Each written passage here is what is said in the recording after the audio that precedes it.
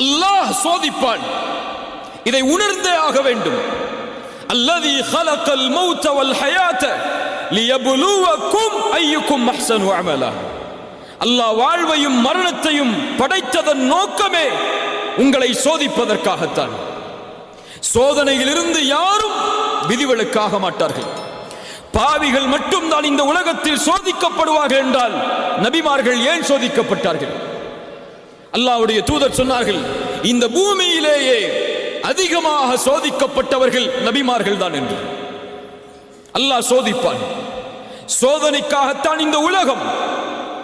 சோதனைகள் இரண்டு உண்டு. ஒன்று அல்லாஹ் கொடுத்து சோதிப்பான், இன்னொன்று அல்லாஹ் எடுத்து சோதிப்பான். அல்லாஹ்வுடைய விதியை பொறுத்தவரை கொடுப்பதும் சோதனைதான், எடுப்பதும் சோதனைதான். சொல்லுங்கள், அல்லாஹ்வுடைய விதியை பொறுத்தவரை கொடுப்பதும் சோதனைதான், எடுப்பதும் சோதனைதான். ஆழமாக உள்ளத்தில் பதிய வைக்க வேண்டும். அல்லாஹ் கொடுக்கின்ற செல்வம் சோதனை, அல்லாஹ் கொடுக்கின்ற ஏழ்மை அதுவும் சோதனை, அல்லாஹ் கொடுக்கின்ற கண்ணியம் அதுவும் சோதனை, அல்லாஹ் கொடுக்கின்ற இழிவு அதுவும் சோதனை, அல்லாஹ் கொடுக்கின்ற சுகம் அதுவும் சோதனை, அல்லாஹ் கொடுக்கின்ற நோய் அதுவும் சோதனை. இப்படி அல்லாஹ் உலகத்தில் எதை கொடுத்தாலும் எதை எடுத்தாலும் அல்லாஹ்வுடைய பார்வையில் அது சோதனை தான். வம்மல் இன்சானு இதா மப்தலாஹு ஃபஅக்ரமஹு வநஅமஹு ஃபயகூலு ரப்பி அக்ரமன். அல்லாஹ் சொல்கிறான், இந்த மனிதனை அல்லாஹ் சோதித்தால் எதை கொண்டு? கண்ணியத்தை கொண்டு, அருள்கொடைகளை கொண்டு. இந்த மனிதன் சொல்கிறான், ஃபயகூலு ரப்பி அக்ரமன், என் இறைவன் என்னை கண்ணியப்படுத்தி விட்டான் என்று. அதே நேரத்தில் அல்லாஹ் அதே மனிதனை சோதித்தால் ஃபகதர அலைஹி ரிஸ்கஹு, அவனுக்கு கொடுக்கப்பட்ட வாழ்வாதாரத்தை குறைத்து அவன் சொல்கிறான், ஃபயகூலு ரப்பி அஹானன், என் இறைவன் என்னை இழிவுபடுத்தி விட்டான் என்று. சுப்ஹானல்லாஹ். மனிதன் கேட்பதில்லை ஏன் சோதிக்கிறான் என்று. எப்போது? செல்வம் கிடைக்கும் போதோ, கண்ணியம் கிடைக்கும் போதோ, பதவி கிடைக்கும் போதோ, அல்லாஹ் அருட்கொடைகளை கொடுக்கும் போதோ அவன் கேட்க மாட்டான், ஏன் அல்லாஹ் எனக்கு இதை கொடுக்கிறான் என்று. கேட்பானா? கேட்பானா? எப்போது கேட்பான்? காசு குறைந்து விட்டால், சம்பளம் குறைந்து விட்டால், மருத்துவமனையில் அனுமதிக்கப்பட்டு விட்டால், உறவினர் யாராவது மரணித்து விட்டால் அவன் கேட்பான், ஏன் அல்லாஹ் எனக்கு மட்டும் இதை செய்கிறான் என்று. மனிதா, உனக்கு அல்லாஹ் கொடுத்தானே அதுவும் அதுபோல்தான், அல்லாஹ் எடுத்தானே அதுவும் அதுபோல்தான். இந்த இரண்டு நிலையிலும் நீ எப்படி நடக்கிறாய் என்பதை அல்லாஹ் பார்க்க விரும்புகிறான். கொடுக்கும் போது அல்லாஹ்விற்கு நன்றி செலுத்துகிறாயா, எடுக்கும் போதும் அல்லாஹ்விற்கு நன்றி செலுத்துகிறாயா என்று அல்லாஹ் பார்க்க விரும்புகிறான். நபி யூசுப் அலைஹிஸ்ஸலாம் அவர்களுடைய வாழ்வை கவனியுங்கள். எல்லாம் கொடுக்கப்பட்டது நபி யூசுஃபுக்கு. ஆரம்ப காலத்தில் யார் அவர்கள்? நபியுடைய மகன், நபியுடைய மகன், நபியுடைய மகன் இப்ராஹிம் அலைஹிஸ்ஸலாம். அவர்களுடைய மகன் யார்? இஸ்ஹாக். அவர்களுடைய மகன் யார்? யாக்கூப். யாக்கூபுடைய மகன் யார்? யூசுப். சுப்ஹானல்லாஹ். அல் கரீம் இப்னு கரீம் இப்னு கரீம் இப்னுல் கரீம். அல்லாஹ்வுடைய தூதர் சொல்வார்கள், கண்ணியமானவரின் மகன் கண்ணியமானவர், கண்ணியமானவரின் மகன் கண்ணியமானவர், கண்ணியமானவரின் மகன் நபி யூசுப் என்று சொல்வார். நபிமார்களின் வம்சத்தில் பிறக்கிறார்.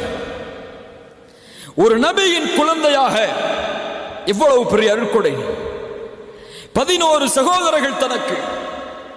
தந்தையின் நேசம் தன் மீது, அழகான குணத்தோடு, அழகோடு. என்ன அழகு!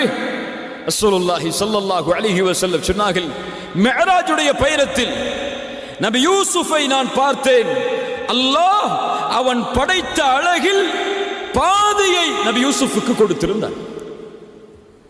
அவ்வளவு அழகு. அந்த அழகை அல்லாஹ் கொடுத்தான். குடும்பத்தை கொடுத்தான், கண்ணியத்தை கொடுத்தான். கொடுத்ததை அல்லாஹ் கொஞ்சம் கொஞ்சமாக அவர்களிடமிருந்து நீக்குகிறான். எந்த குடும்ப உறவு, எந்த நபியின் மகன் என்பது அவர்களுக்கு அல்லாஹ் கொடுத்த அருட்கொடையோ அந்த தந்தையை விட்டு அல்லாஹ் பிரித்தார் நபி யூசுஃபை. சகோதரர்களுடைய நேசத்திற்கு ஏங்கினார்கள், பிரித்தார் அல்லாஹ். கிணற்றில் தூக்கி வீசப்பட்டார்கள். ஒரு நபி கிணற்றில்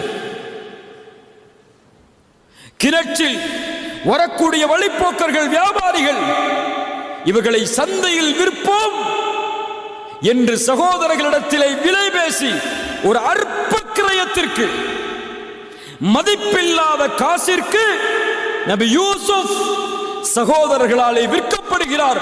அவர்களுடைய கண்களுக்கு முன்னால். ஒரு குழந்தை எப்படி ஏற்றுக்கொள்ளும்? மிஸ்ருக்கு அழைத்து செல்லப்பட்டு சந்தையில் ஒரு நபி அடிமையாக விற்கப்படுகிறார். இந்த அடிமையை விலைக்கு வாங்குபவர் யார் என்று அல்லாஹ் ரப்புல் ஆலமீன் ஒரு அரசவையில் மந்திரியாக இருக்கக்கூடியவருக்கு வாய்ப்பை கொடுக்கிறார் நபி யூசுஃபை வளர்ப்பதற்கு. மனைவியிடத்திலே கொண்டு சென்று சொன்னார்கள், இவரை கண்ணியப்படுத்துவோம், எமக்கு வேலையாளாக பயன்படுத்துவோம், எம்முடைய மகனாக கூட இவர்களை வளர்ப்போம் என்று தன்னுடைய மனைவிக்கு அறிமுகப்படுத்தி யூசுஃபை தன்னுடைய வீட்டில் சேர்த்தார்கள். எந்த வீட்டில் நபி யூசுப் சேர்க்கப்பட்டாரோ அந்த வீட்டிலேயே, அந்த பெண்ணாலேயே அல்லாஹ் சோதித்தான். தவறான இச்சைக்காக அழைக்கப்பட்டார். நீண்ட நெடிய சம்பவம். அதற்கு பிறகு சில நாட்களுக்கு பிறகு மீண்டும் சம்மதிக்காததால் சிறையில் நபியை அல்லாஹ் தள்ளினான். ஒரு சிறைச்சாலையில் ஒரு நபி பல ஆண்டுகள் உதவி கேட்டும் மறுக்கப்பட்டது. அதற்கு பிறகு அல்லாஹ் ரப்புல் ஆலமீன் பல வழிகளில் நபி யூசுஃபை சோதித்தான். மீண்டும் அல்லாஹ் கண்ணியத்தை கொடுத்தான். இழந்ததை மீண்டும் கொடுத்தான். அந்த அரசவையிலேயே ஒரு அமைச்சராக ஆகக்கூடிய வாய்ப்பு. எந்த சகோதரர்கள் விரட்டினார்களோ அந்த சகோதரர்களை உதவிக்காக கையேந்தி அவர்களுக்கு முன்னால் நிற்கும்படி அல்லாஹ்.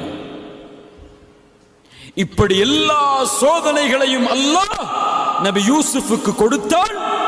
இந்த எந்த சோதனையிலும் நபி யூசுப் அலைஹிஸ்ஸலாம் ஏன் அல்லாஹ் எனக்கு இதை செய்கிறான் என்று கேட்கவில்லை. ஏன்? இது அல்லாஹ் படைத்த உலகம், இது அவனுடைய விதியின்படி இயங்கக்கூடிய உலகம்.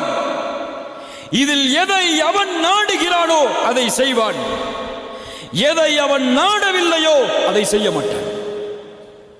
அதில் ஏன் என்று கேட்கக்கூடிய உரிமை இந்த உலகத்தில் படைக்கப்பட்ட எந்த படைப்பிற்கும் கிடையாது. அதே வாழ்க்கை நபியை ஒப்பிடுங்கள்.